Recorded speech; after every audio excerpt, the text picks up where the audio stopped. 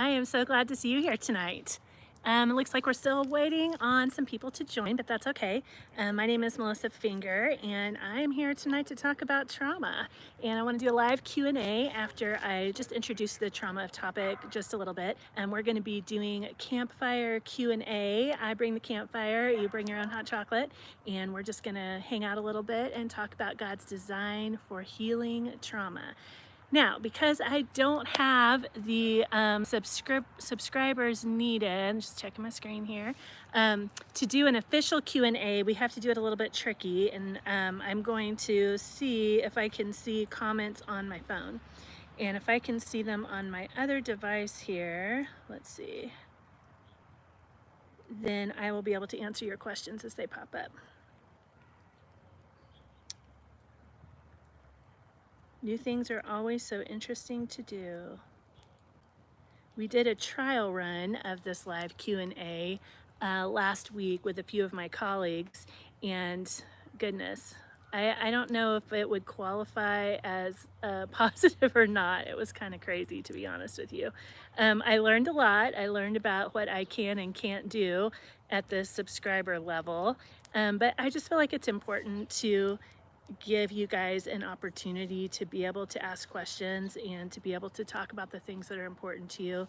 I've got so many of you that send me emails and that do ask me questions, and so being able to do that live sometimes allows me to answer your questions a little bit more directly than I can in just an email. So let's see.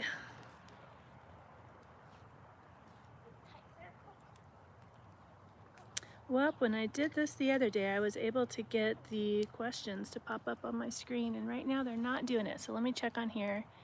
And if I can't do it on here, then we will just do a little training, and we'll call that good for tonight. All right, well, let's talk about trauma. So a lot of people, especially in today's society, really question, oh, look at that. Thank you so much for saying hello, because it popped up on my screen. It didn't do that last time. Yay. So maybe I can't just use that screen. Hi, I'm not alone. Okay, so a lot of people question what trauma is. They question, sounds like a really big word, and when we think of trauma, sometimes we think of just the worst things that you hear about, the things that make the news. And so if you wonder if you're dealing with trauma, you're like, well, nothing happened to me that made the news or that could make the news, so no, I don't think I'm dealing with trauma. The reality is, trauma is just anything that overwhelms your system, your body, soul, and spirit. Anything that exceeds your capacity to be able to regulate or make sense of, that is traumatic. And very often we have traumas that happen to us that we don't even identify as such. And sometimes that's because our coping mechanisms kick into gear. And so our fight, flight, freeze, maybe you've heard those before, kick into gear, and we kind of numb out, or we get out of the situation quickly, whatever it is that your response is. And then it doesn't equate in your head that you just had something really big happen, and that it might be kind of scary, and it might be playing a part in your ability to function, your ability to move forward. So how do you know? How do you know if losing your job was traumatic? How do you know if the car accident was traumatic? How do you know if the divorce or the loss of a family member was traumatic? Whatever happened, the first thing that we want to look at is how quickly, what skills do you have to be able to recover from it? Because any of those things that I listed, and hundreds of more things, can be hard to recover from. They happen in just kind of everyday life, and then a week later, 2 weeks later, we're like coming out of the fog from it and trying to wrap our brains around our new reality. And then maybe we start to function a little bit, but maybe not what it used to be. Well, at what point is it just, this is a bad thing that happened that I'm coping with, versus this was a traumatic event? Well, in counseling, clinically speaking, we typically say 2 to 4 weeks. If you have been through something that was really hard and it impacted your ability to function, or you had difficulty making sense of it, or there was a big adjustment, after about a month, where's your functioning? Were you able to return to normal functioning? Or does it feel, loud truck, that's the perhaps disadvantage of going live. I don't know if that was loud for you guys or not, but it was loud here. Are you able after a month to recover from it and you're back to mostly normal functioning? If you're not, then I would say there's a chance that what you went through was traumatic. Maybe you have a little post-traumatic stress disorder, PTSD. Maybe you're developing some anxiety over it or some depression. Some of the things that you can look at, and if you have questions while I'm talking, feel free to type them in the comment section because it looks like the questions are popping up on my screen. So I'll answer them as I go. I'm talking a little bit to give people time to get here. So one of the ways that you, or a few of the different ways that you can tell if something you experience is traumatic, if it's taking a toll on you and you're having difficulty processing it. How's your eating? Are you eating normal? Are you eating less? Are you eating more? Either way. And I'm not just talking for a day or 2 days, but I mean a pattern where it's been a week, 2 weeks, 3 weeks, and your eating habits have changed. How is your sleep? Same thing, not just for a day or two, but a week or two. Is your sleep worse? Are you sleeping too much? Are you sleeping not enough? Are you having super vivid dreams that's not normal for you? What are your sleep patterns like? Pains in your body or sickness. When we're dealing with something that is traumatic and something that's really hard to adjust to, it's hard on our body. Our physical body takes a toll because so much of our energy is going into coping with whatever bad thing happened, that less energy is going to our immunity system. And so our immune system is starting to crack a little bit. So you might be more susceptible even for a cold. Maybe your cold lasts longer than normal, or maybe it turns into a sinus infection and kind of takes you out when that's not normal for you.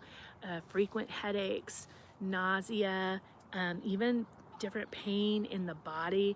Any of these things can be an indication that your body is trying to cope with something emotionally, something traumatic, and it's taking away from your physical body's energy to be healthy and to be strong.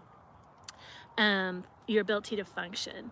Are you still getting to work at the same time? Are you able to get the same amount done at work? If you are a stay-at-home parent, perhaps, are you able to focus on the kids, or do you get distracted really easily? Distractions actually are typical of trauma, whether you have kids or not. Are you distracted? Are you able to focus? Or is it really hard to complete tasks where before it was easier?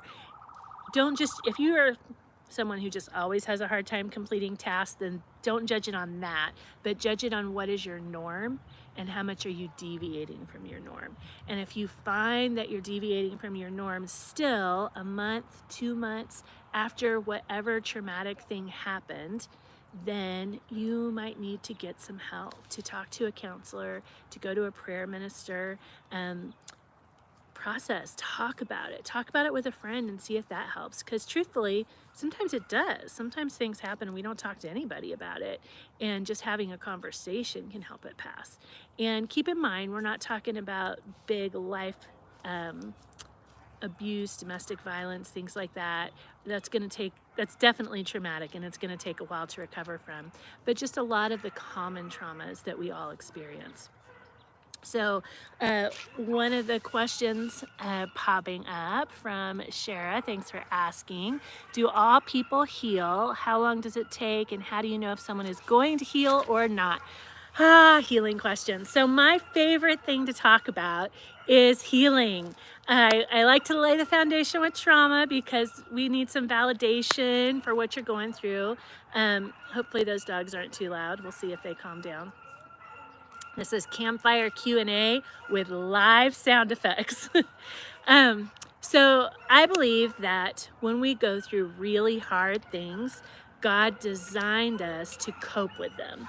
He designed all these mechanisms that we're talking about so that our eating habits will change, our sleep habits will change, our functioning will decrease. one reason for that design, that's coping, and one reason for that design is so that our body can redirect energy to what is needed to heal. So we shut down some of these things that are less important and we direct energy to healing. Another thing that he designed is, or another reason that he designed that, is so that we would have an alert, so that we could say, oh goodness, I see what's happening. I'm sleeping awful, what's wrong? Or, oh, I haven't eaten in 3 days and didn't even realize what's wrong. So these symptoms of trauma are also part of God's design to alert us that there's something that needs attention. Something is off and we need to pay attention to it. So those copings are all part of God's design. But God also designed us to heal. And that is so important to know. I think sometimes when we're on a healing journey from trauma, we think we're just trying to get through it, right? Figure out what's the next thing to do. And am I doing it right? And am I doing it enough? And all of that. And it kind of feels like maybe God's with us, but he's in the same mindset. Like, I don't know, like try this and do that. And, you know, I'm going to provide this for her. We'll see if it works. And that's not really it. Like, God literally designed healing. He designed our body, soul, and spirit to heal. Sometimes figuring that plan out can be tricky, but there is a plan, a design already in place by your Creator. Not everyone heals. Okay, so that was a stark little kick, right? Not everyone heals. And there's a lot of reasons for that. Sometimes the trauma is super complicated. Sometimes we get really, really good at pushing things down and we just don't deal with them. And it's not going to heal if we don't deal with it. Sometimes we just don't have the opportunities to heal.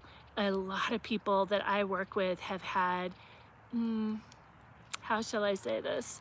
They have had people that I believe were very, very genuine try to help them, but they didn't understand how to heal. They didn't understand God's design for that. And so sometimes it does more harm than good. And that is heartbreaking when that happens. And so there's a lot of reasons why not everybody heals. Some people are in situations, and this is just kind of heartbreaking, where about the time you're healing from one thing, the next thing happens. And it's like you can't quite get your feet under you, and it feels like you get knocked down again and the wind gets knocked out of you again. And that is hard. If you don't have support in some way, that it's easy to give up. It's easy to just stop trying. And that is hard as well. But people do heal, and there is a plan for it regardless of what your trauma is. When it comes to length of time, well, that's going to vary by your trauma, and that shouldn't surprise probably anybody listening. And tell you how long it's going to take 2 of these and call me in the morning. Like, that would be amazing. But healing is different for every single person. And so you got to be patient with yourself, and you got to keep trying things. You got to keep trying things until you find something that really clicks in. Is healing not possible in some situations or for certain types of people? Great question. So I'll tell you my thoughts on that, and let me say, I have my master's degree in marriage and family therapy, and I've done a lot of clinical work. Currently, I'm not under a license. Currently, I'm a biblical counselor, and so I don't do a lot with diagnoses. So this question would take a lot of people to diagnoses of this or that, and is it curable and that type of thing. I'm going to just set that over there, and I'm going to talk a little bit more from God's design and say, I don't think that God created any dead-end roads. And what I mean by that is I think any place that we go that is not health and healing, God has already designed a pathway back to health and healing. Now, have we discovered all of those paths? I don't think we have. I think back to say the Middle Ages or Bible times even, and there's so many sicknesses and diseases that they had no cure for, and today we have a cure for them, right? It took time, it took science, it took prayer, it took whatever to get to a place where there was a way for somebody to recover from a sickness or from a mental impairment. If we talk mental health, I think about our nervous system. Like, we didn't know about our nervous system generations ago.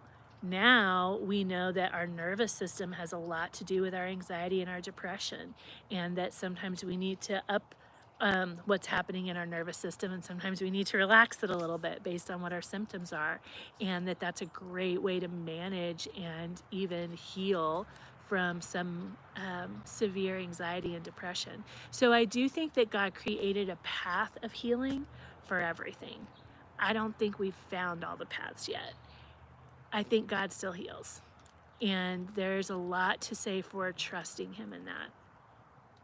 I have seen in my own experience lots of people that have healed from things that it's just, wow. And sometimes quickly, sometimes not. So let me specify what I mean by quickly, because that can be a little bit of a thing. I see my fire's dimming, so I may run a log back there in a second. Quickly, by quickly I mean often we are on a path of healing for a very long time, and then something happens like that. So usually that's how it is when it's quickly. It's not, oh, I just started my healing journey on Tuesday, and look, it's Thursday and I'm good to go. It doesn't usually work that way. But God will just step in sometimes and do something. And you're like, wow, that's kind of incredible that just shifted. I had someone, actually this happened a couple times here recently, email me saying I am somebody that's not my client, but somebody that knows what I do. And they're like, I am a wreck. Like, this thing happened and I don't know what to do, and I need to get in to see somebody. And I respond with, we've got counselors. Let me shoot you some names. I'll be praying for you. And recently, two people told me a few days later, they're like, goodness, as soon as I emailed you, I felt a shift and I'm actually functioning now. And they still want the names of the counselors, but God stepped in. And sometimes it's taking the smallest step forward, and God is able to step in and do something. So I see there's a lot of people that have kind of popped in and out as we've been going. If you have a question on trauma, mental health, especially faith-based perspectives, I would be happy to tackle your question. As I said in my preview, I may or may not have an answer, but often I can point you in a direction where there is an answer. So how do you find healing, since we're on the topic? How do you find healing? Well, I think that there is something to be said for always starting with just surrendering your journey to the Lord and asking God to intervene on your behalf, asking him to bring resources. And depending on your trauma, it may be something that is like just have a conversation with someone or connect with a really good counselor, and in a few months you can process through it. If it's something that's deeper and something that's maybe been ongoing, you may need a little bit more than that. But giving God permission to step in and bring you resources is so important. It's so very important. So I would start with that. Secondly, if it's something where you're like, I've tried stuff and I just can't seem to click into anything that works, try counseling if you haven't done that. We've got some counselors at the Trauma Healing Center that are not just local here to Kansas, but they do virtual. So you can see them from anywhere in the world, and they're great at working with trauma.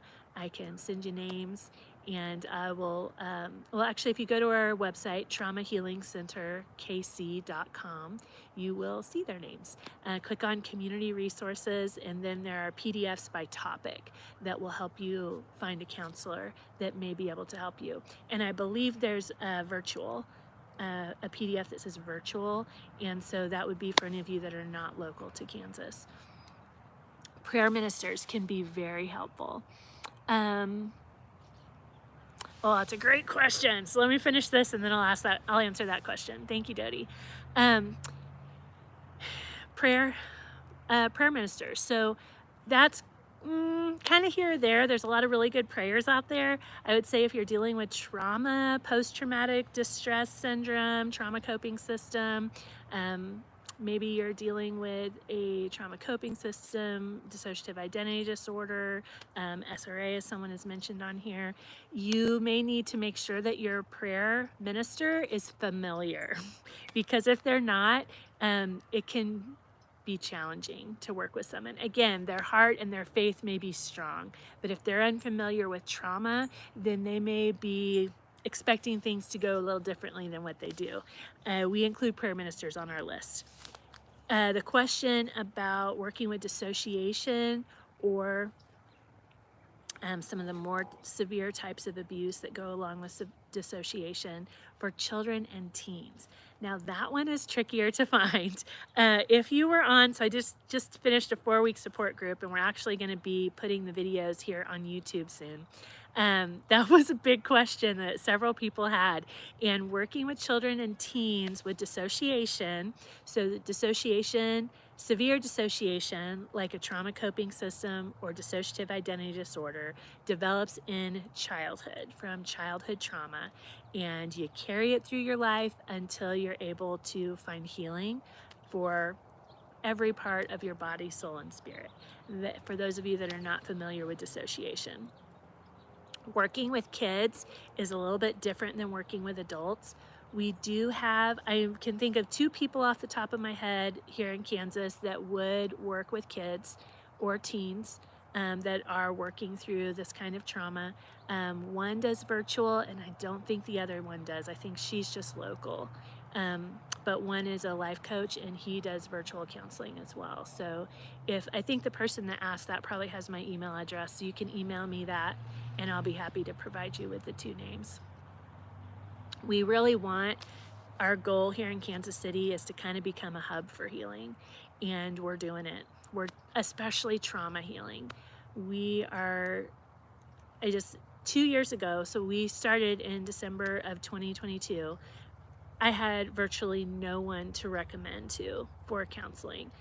Boy, that was a clumsy sentence. I was not taking clients, and I didn't know of any other counselor working with severe trauma or dissociation that was taking clients. We have a lot of counselors in the area that work with it, but typically they have a wait list, a long wait list.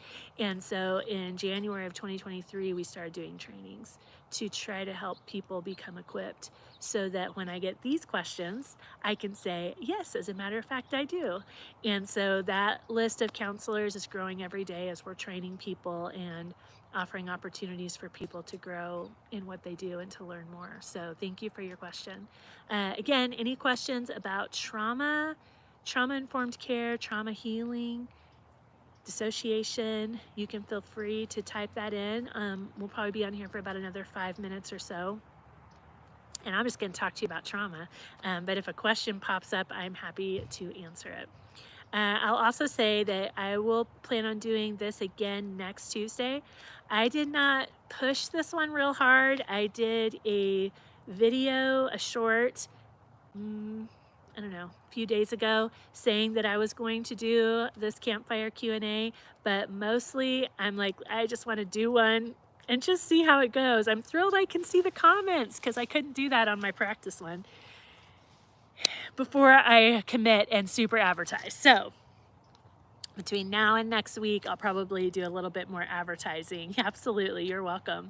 I'll probably do a little bit more advertising and see if we can get a few more people on here. Those of you that have joined tonight, thank you.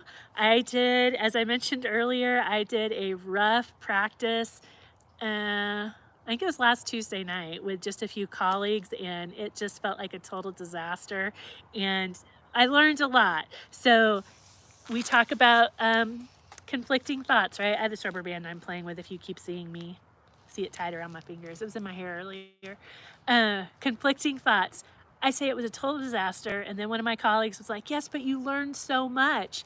It wasn't a disaster. You learned so much. Yes, I did. I learned what to do and not to do on live. However, it was also a disaster.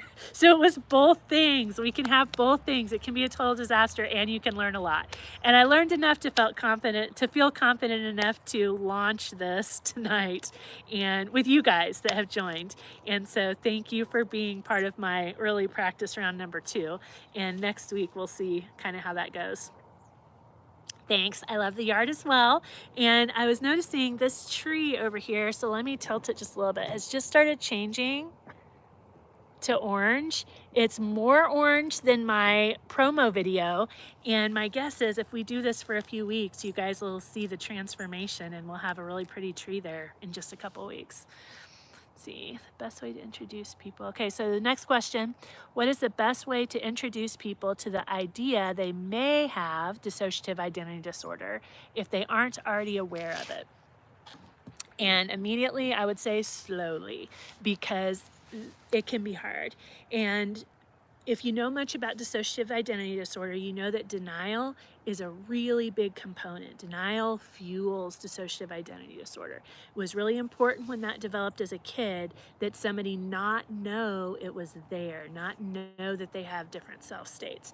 And so introducing it to someone when they're not ready could just slip into a denial pocket, and then they're not really going to be able to do anything with that information. And so I always start with talking about trauma, just seeing if they're even aware that trauma can have an impact on their body, soul, and spirit. And then from there, I talk about things like, do you ever just feel like a completely different person? Or do you ever have thoughts that just don't seem to match who you are?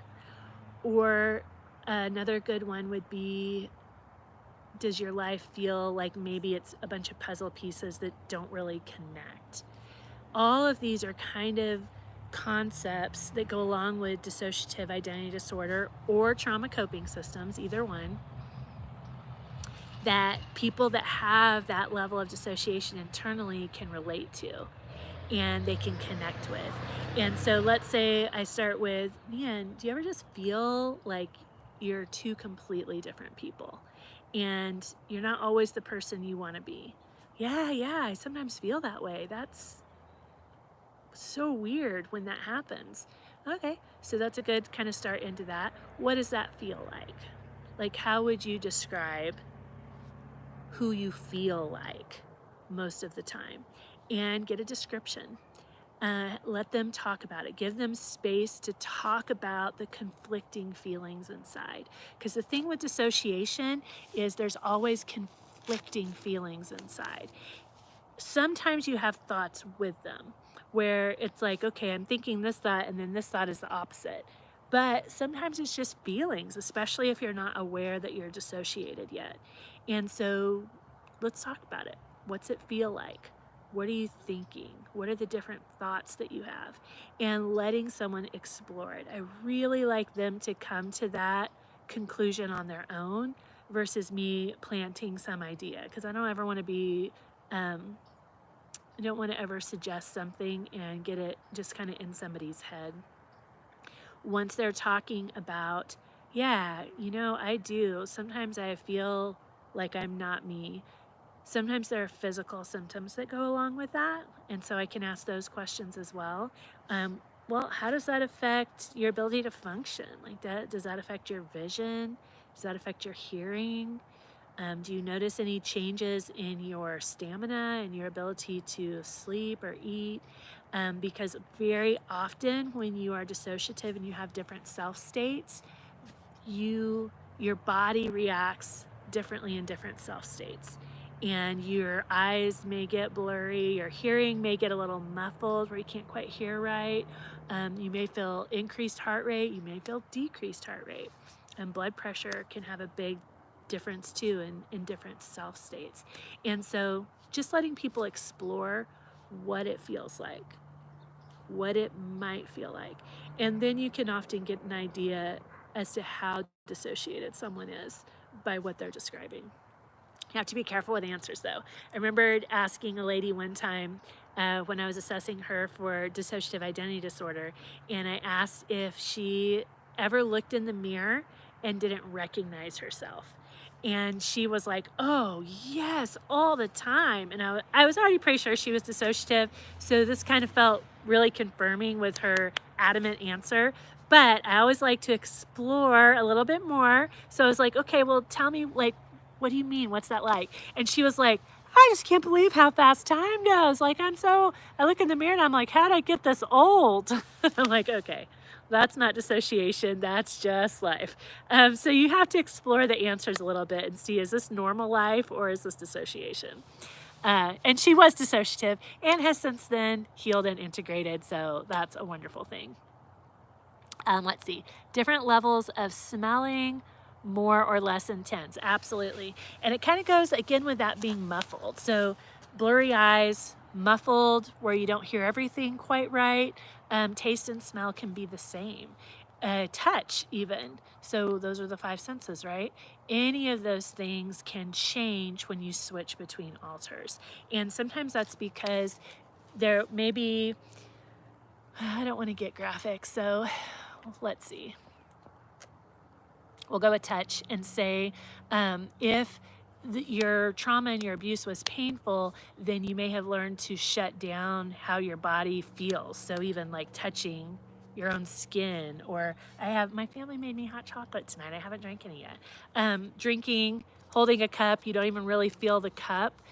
Sometimes that can actually make you drop things a little bit more. That could be because you're dissociated. You've switched to a different self state, and just that sense of touch is not as strong to be able to touch or hold on to something. So any of your senses can be impacted by dissociation or by switching. So good question. If you're just popping on, I can see a lot of people are coming and going. If you have any questions, we'll stay on for another minute or two about trauma or about dissociation or healing. You can feel free to ask those. Like I said, we'll be here for about another minute or two, and then I will be back on next Tuesday night for another campfire Q&A. I'm testing out how much wood does it take to keep my fire burning for all your questions. So this was about 1 pack and a couple logs. I can see I'm gonna need a few more for next week, so we'll get that where I can have a nice, it was warm a minute ago when it was burning and now it's cooling off. Next week, so tonight here, it's in the 60s, which is about, it may be upper 60s right now, which is about perfect for sitting out here. Next week, I think it's gonna be in the 50s when I'm out here talking to you, so I might have to run that fire a little more and bundle up a little more. All right, any other questions for me tonight?